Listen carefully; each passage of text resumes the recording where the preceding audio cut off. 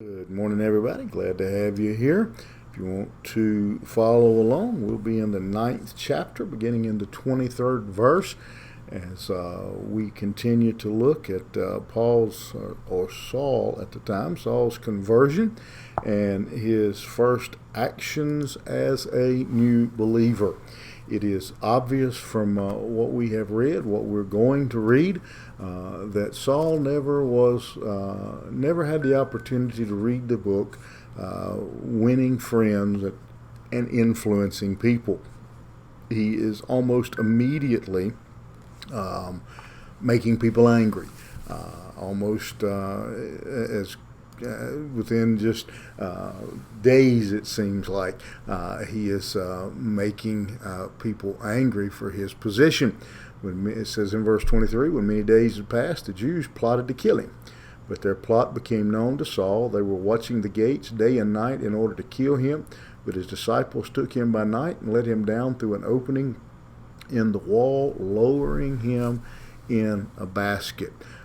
He is definitely not winning any friends, especially among the Jews, as he has converted from being a Christian killer to a Christian maker, and is telling people basically in a nutshell that the Jewish teachings have passed, and now they are to follow Jesus Christ.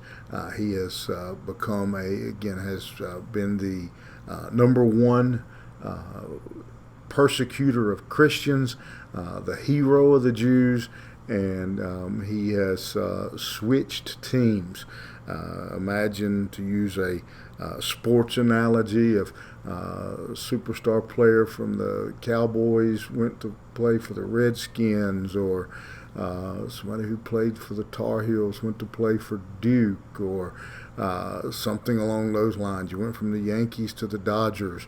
Those kind of things. You just switch teams like that, and so he has went from being their hero to actually undermining their cause.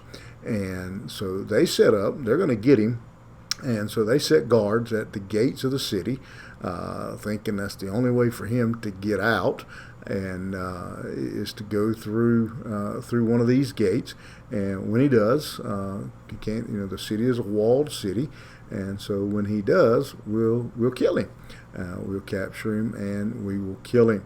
But his somehow the Spirit of God, something, it doesn't tell us really how, but he finds out about it, and his friends, his disciples, gather him up, and they lower him over the wall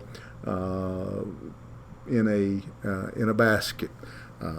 So he again is able to escape and to get away from their plot, from the planning in Damascus.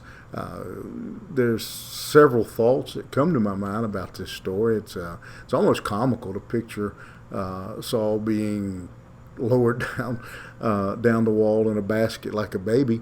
But as we see this, a couple things we learn here is, again, the importance of being a strong witness for the Lord.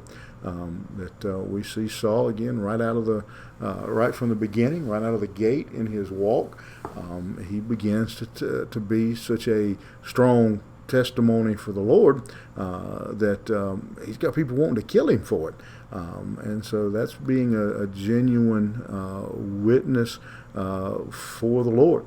And that we learn that even when there's no reason to wait and put it off till I need to learn more, I need to grow more, whatever. No, Saul right out of the gate begins to witness, and he does that in spite of the persecution, in spite of the real potential. I mean, there's no secret here. These people are serious. They're sitting by the gates day and night, watching for him, planning on killing him.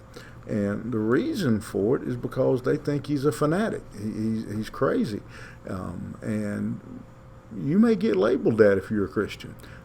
Many times our own family, again, we a month or so ago were looking at the Gospel of Mark. Jesus' own family thought he was crazy for his teaching, but here we see that God took care of him and led him down through an opening in the wall and rescued him from his planned persecutors.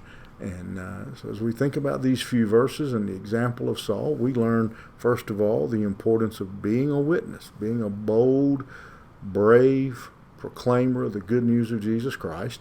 We learn the importance of doing that even in the face of adversity and persecution, and the fact that if we are attacked for our faith, our God will always take care of us. And so some great lessons about what it means to walk in the faith and to be an example and a testimony for Jesus Christ. Think about it. You're going to be a testimony today. Are you going to tell people about Christ? Any risk of you being persecuted for your stance on Jesus Christ today? Think about it. You have a good day. We'll see you here tomorrow morning.